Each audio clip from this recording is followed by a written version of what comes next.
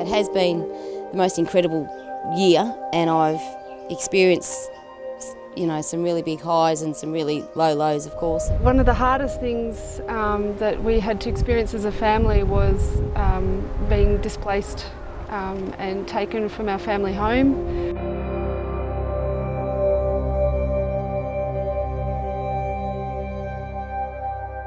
We had no home to go to because it was gone. We lost our home, we lost 2 vehicles, and we lost our pet dog. So we lost everything, apart from the pair of shorts and a t-shirt I had on and a pair of sandals. No, that's all I had. That's all I had left.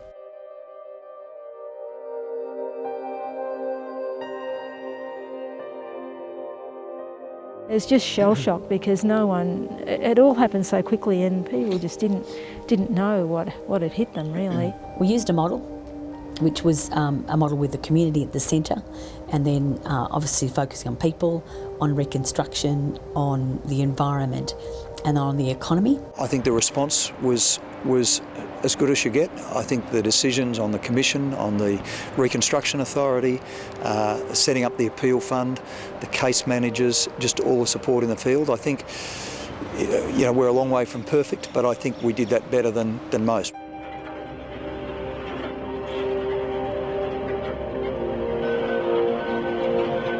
That clean-up phase was a huge undertaking. People sort of say things, were slow to get happening, but I mean, realistically, we've come a long way in quite a short time. I mean, 12 months is still a short time when you consider the scale of the damage that was done here. We were one of the last properties to get cleared up by Grocon, who did an amazing job. I must say the guys were very respectful and amazing. They ended up actually removing the debris off the top of the shed, and then that's when we found the dogs, and that was really emotional. That was really hard.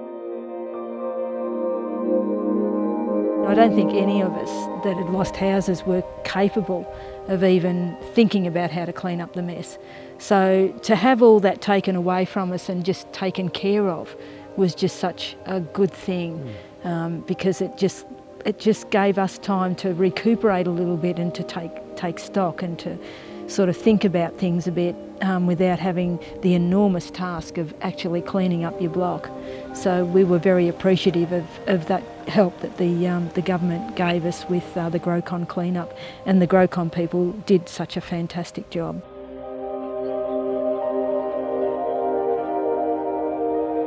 If you'd asked me the question, let's say at the end of February, how long do you think it will take to get back? I would have expected to have had a house built by now.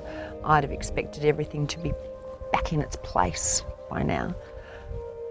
You ask me that question now, I don't think it could have gone any faster.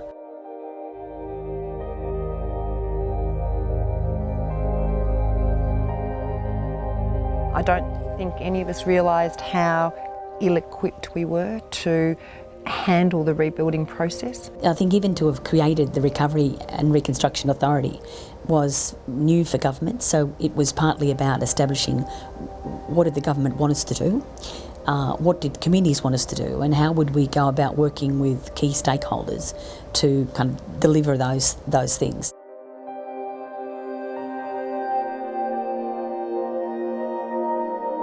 There's been an enormous energy among the people in the valley towards our recovery plan.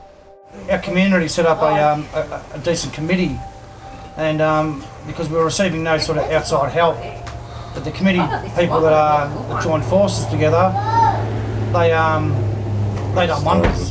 They done wonders for us. What we know here in the community in Flowerdale now is that for all of us, it's that far under the surface for all of us, and we don't know what it is, and we don't know what's going to drag it out, and we don't know what we're going to do when it does come out.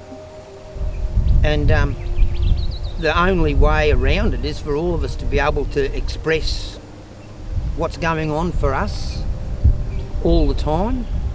And as we all know, for blokes that can be extraordinarily difficult. The women are very vocal in a lot of the workshops we do about the way they try and support each other, and they feel that they're more able to access that support. They feel that they're able to cry or express emotion better. The footy club just become a place of normality for the whole community to come, whether they wanted to or not.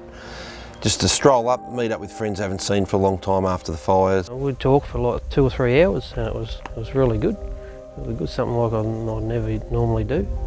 But I do feel a lot better about it now. I had ambulance drivers speak to me, and even paramedics. I had crying. These blokes have been in the job for 30 years, and said to me, we've experienced nothing like this, not even on a normal job. And he goes, "You're still sane?" And I said, "Well, I've got good mates."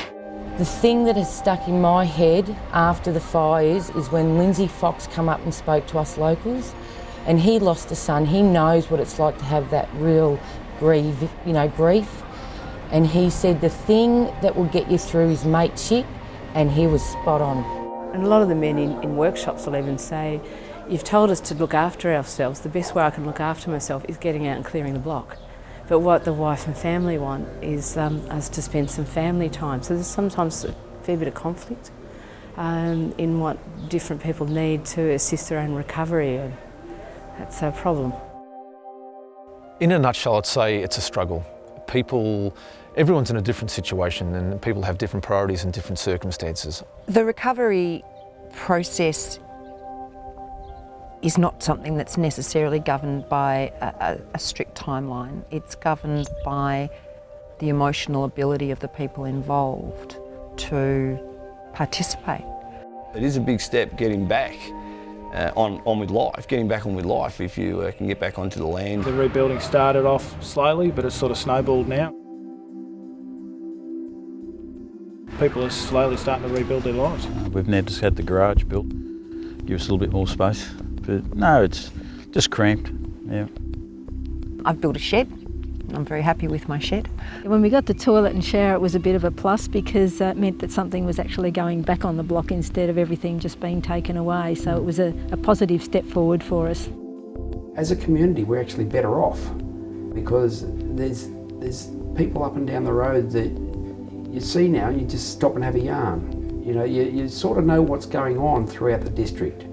It has been a good thing, with the exception of the devastation and the lives that are lost. We know a whole lot more people. We all knew our immediate neighbours, but you go 5 miles away, you didn't know them. And we do now. They're just wonderful people. A lot of people that we were close to have had to move away, and that's been really sad.